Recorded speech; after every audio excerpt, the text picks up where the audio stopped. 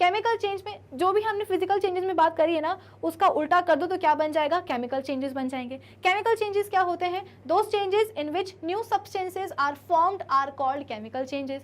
ऐसे चेंजेस इसमें कि जिनके होने से क्या हो, नया सब्सटेंस बन जाए, तो उन्हें हम कहते हैं केमिकल चेंजेस।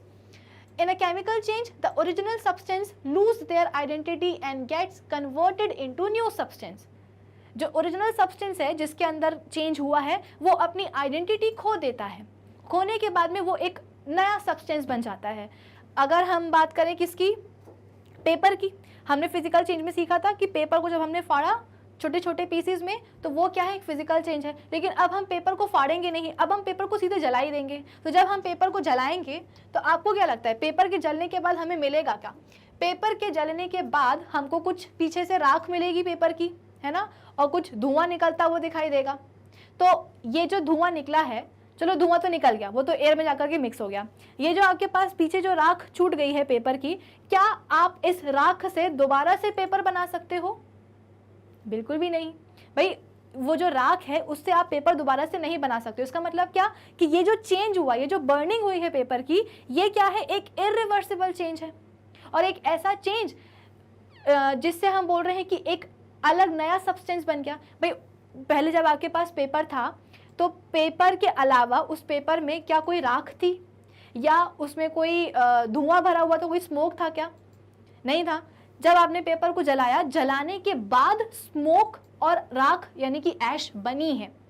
ऐसा नहीं है कि राख, ऐश या स्मोक ऑलरेडी पेपर के अंदर था, वो तो जब आपने चेंज करवाया, जब उसको जलाया, जलने के बाद बना है। यानी कि एक ऐसा चेंज जहाँ पे एक नया सब्सटेंस बन रहा है, सब्सटेंस अपनी आइडेंटिटी खो दे रहा है। भाई अब जो आपके पास राख बची है, तो क्या वो राख आप बोलोगे कि पेपर है, कि ये राख बची है थोड़ी सी पेपर के जलने के बाद और यही क्या है, पेपर है? बिल्कुल भी नहीं, वो एक अलग चीज है, वो एक अलग कार्बन कंपाउंड है। जो स्मोक बना है वो क्या है, एक अलग कार्बन सब्सटेंस है। अब वो आपका पेपर नहीं रहा, पेपर ने अपनी आइडेंटिटी बिल्कुल पूरे तरीके से क्या कर दी है, खो दी है। अब आप उस चेंज को रिवर्स नहीं कर सकते क्योंकि वो क्या है, एक इरिवर्सिबल चेंज है। राख और धुएं से आप दोबारा से पेपर नहीं बना सकते हो। तो वो क्या हो गया, एक केमिकल चेंज हो गया। In a chemical change, the original substance lose their identity and get converted into new substances. The new substances thus formed cannot be converted back into original substances by any physical process. Thus, chemical changes are permanent and are irreversible. Permanent होते हैं और irreversible होते हैं। अब कुछ examples है chemical changes के। Burning of magnesium ribbon, आपके सामने ये जो GIF चल रहा है, ये वाला, इसमें मैग्नीशियम रिबन क्या हो रहा है, जल रहा है, ठीक है ना, इसकी बर्निंग हो रही है। और देखो कितनी सुंदर व्हाइट लाइट के साथ मैग्नीशियम रिबन क्या हो रहा है, बर्न हो रहा है। तो बेसिकली मैग्नीशियम रिबन की जो बर्निंग होती है ना, उसका ये एक मेजर कैरेक्टरिस्टिक है कि जब मैग्नीशियम रिबन बर्न होता है तो एक बहुत ही ब्रिलियंट व्हाइट लाइट के साथ बर्न होता है। तो यहाँ पे आपको एक चमकती सी व्हाइट लाइट दिखाई दे रही होगी, और ये हम बोलते हैं कि मैग्नीशियम के रिबन के बर्निंग की स्पेशलिटी होती है, ठीक है। फिर इसके बाद में burning of peace of paper, burning of hydrogen in air और ऑक्सीजन, रस्टिंग ऑफ आयरन। भाई हम सबको पता है कि लोहे की जो चीज़ें होती हैं, अगर आपने हवा में एक्सपोज करके रखा है, यानी कि अगर आपने उस पर प्रॉपरली पेंट वगैरह नहीं किया है, तो उस पर क्या लग जाती है, जंग लग जाती है, ठीक है ना। तो होता क्या है बेसिकली, क्या आप जो रस्टिंग हुई है आयरन की, क्या आप उसको रिवर्स कर सकते हो कि आपके पास लोहे का सपोज कोई एक गेट था, ठीक है ना, लोहे का गेट था, उसमें जो है ना जंग लग गई, और जंग लगने के बाद आपने क्या किया, अब आपने सोचा यार इस तरीके से तो गेट हमारा ख़राब हो जाएगा, क्यों ना इसके ऊपर हम पेंट कर दें। तो जो आपने पेंटिंग का मेथड अपनाया है, इससे आपको क्या लगता है कि आप जो ऑलरेडी जंग लग चुकी है, क्या आप उसको रिवर्स कर सकते हो? भाई जंग लगने में क्या होता है कि एक नया सब्सटेंस बन जाता है, ठीक है। क्या वो जो नया सब्सटेंस बना है, अगर आपने कभी देखा हो या कभी आपने ऐसा एक्सपीरियंस किया हो कि जब भी किसी लोहे की बनी हुई, मतलब लोहे की जो चीज़ होती है उसमें जब भी हम बोलते हैं कि जंग लगती है, तो जब आप उसको छुओगे ना, तो आपके हाथ में एक ब्राउनिश या ऑरेंजिश कलर का जो है ना, एक पाउडर जैसा आपके हाथ में लग जाता है। उस पाउडर को हम क्या कहते हैं, रस्ट बोलते हैं। और ये रस्ट कैसे बनता है, बेसिकली सपोज आपके पास क्या है, लोहे की ये एक रॉड है, ठीक है ना, लोहे की रॉड में इस पोर्शन में सपोज पेंट नहीं था या पेंट उखड़ गया था, तो ये पेंट हम बोलते हैं कि डायरेक्ट पानी और एयर के कांटेक्ट में आ रहा था। पानी और एयर के कांटेक्ट में आने के कारण क्या हुआ, इसमें जंग लगना शुरू हो गई।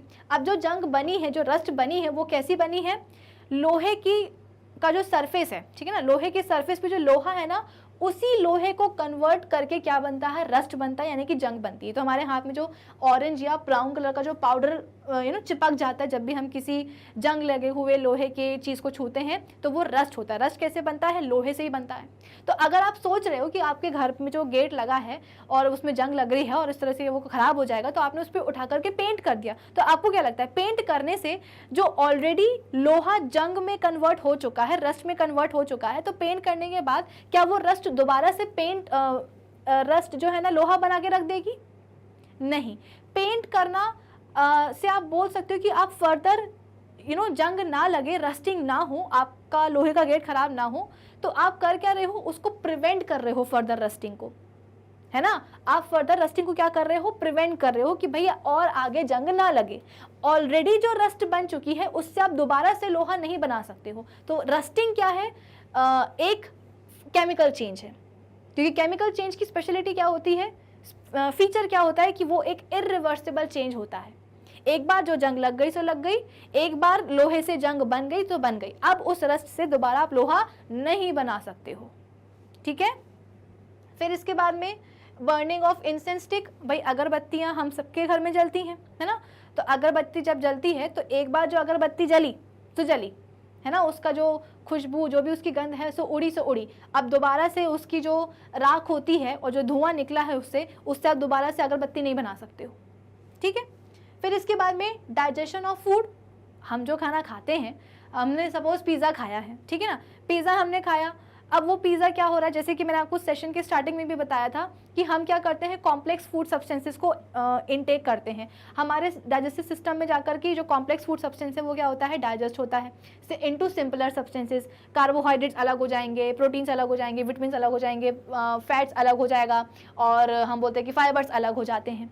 लेकिन ये जो कॉन्स्टिट्यूएंट सिंपलर सब्सटेंसेस बनते हैं, क्या इन सिंपलर सब्सटेंसेस से को अगर आप दोबारा कंबाइन कर दो, और कंबाइन करने के बाद क्या दोबारा से आप पिज़्ज़ा बना सकते हो। जैसे कि आपने पिज़्ज़ा खाया, अब उसमें तो बहुत ज़्यादा फैट होता है ना, बहुत ज़्यादा हम बोलते हैं कि कार्ब्स होता है। अब क्या हुआ, आपने पिज़्ज़ा खाया, पिज़्ज़ा खाने के बाद में डाइजेशन हुआ, डाइजेशन के बाद में हम बोलते हैं कि कार्ब्स बन गए, यानी कि कार्ब्स, और आप बोल सकते हो कि फैट्स में आपका पिज़्ज़ा क्या हो गया है, डाइजेस्ट हो गया है। लेकिन ये जो डाइजेशन के बाद जो कार्ब्स और फैट्स बने हैं, क्या इनको दोबारा से कंबाइन करके आप पिज़्ज़ा बना सकते हो? क्या नहीं बना सकते हो। तो हमारे फूड का जो डाइजेशन है वो भी क्या होता है, एक केमिकल चेंज ही होता है, ठीक है। Growth of plants. भाई प्लांट्स की ग्रोथ हो रही है, एक नन्हा सा पौधा था, या पौधा भी छोड़ो, एक छोटा सा बीज था, सीडलिंग था, ठीक है ना, उस सीडलिंग में से हम बोलते हैं कि रूट निकल के आ गया, शूट निकल करके आ गया। अब वो लंबा होता जा रहा है, उसकी ग्रोथ होती जा रही है। तो ये भी क्या है, एक टाइप का केमिकल चेंज ही तो है। क्या आप प्लांट की ग्रोथ को आप वो रिवर्स कर सकते हो क्या, कि एक बड़ा सा पेड़ था और उस पेड़ को हमने दोबारा से क्या बना दिया, एक छोटा सा बीज बना दिया? ऐसा पॉसिबल नहीं है ना। तो ये भी क्या है, केमिकल चेंज है। ट्रीज को कट करना, एक बार ट्रीज कट हो गए तो हो गए, अब क्या हो सकता है, कुछ नहीं हो सकता। तो कटिंग ऑफ ट्रीज भी क्या है, एक केमिकल चेंज है। एक क्वेश्चन में बच्चों को डाउट होता है कि मैम बर्निंग ऑफ कैंडल एक केमिकल चेंज है या फिजिकल चेंज है ना। और उसमें डाउट कैसे होता है, क्योंकि कई बार हम बोलते हैं कि ऑप्शंस में बर्निंग ऑफ कैंडल भी दिया रहता है और मेल्टिंग ऑफ वैक्स भी दिया रहता है। तो भाई मेल्टिंग ऑफ वैक्स क्या है, एक फिजिकल चेंज है। क्यों, अगर आपने मोमबत्ती को मेल्ट कर भी दिया, तो मेल्ट करने के बाद में आपके पास क्या बचेगा, मेल्ट करने के बाद में आपके पास पिघली हुई मोम ही तो रहेगी, है ना, मॉल्टन वैक्स ही तो रहेगी। उस मॉल्टन वैक्स को आप फिर से जमा दो तो फिर से वो क्या बन जाएगी, एक कैंडल बन सकती है कि नहीं। लेकिन हाँ, अगर हम बात करते हैं बर्निंग ऑफ कैंडल की, तो हाँ, बर्निंग ऑफ कैंडल क्या है, एक केमिकल चेंज है, ठीक है। बर्निंग ऑफ कैंडल क्या है, केमिकल चेंज है। कुछ गैसेस वगैरह हम बोलते हैं कि इवॉल्व होती हैं जब भी कैंडल बर्न होती है, तो वो एक केमिकल चेंज है। लेकिन हाँ, वैक्स की जो मेल्टिंग है वो क्या है, एक फिजिकल चेंज है, ठीक है।